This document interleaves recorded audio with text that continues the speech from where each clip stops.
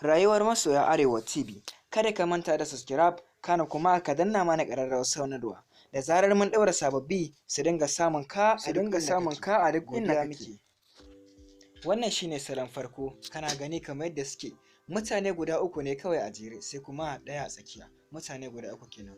Sai kuma mutane biyu a ƙasa, mutane guda biyar ne totally gaba ɗaya. Kaga biyu sun fara fita, biyu ma sun fita yanzu. To saura ƙwaya ɗaya yanzu, ita ma ta tashi.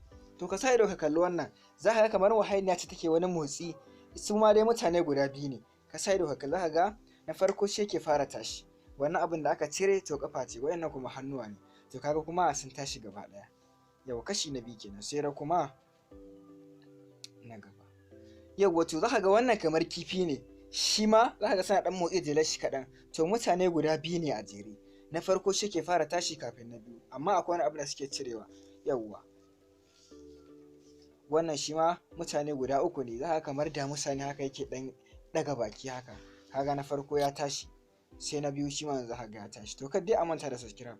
Kuna tare da Rayuwar Masoya Arewa TV. Godiya miki.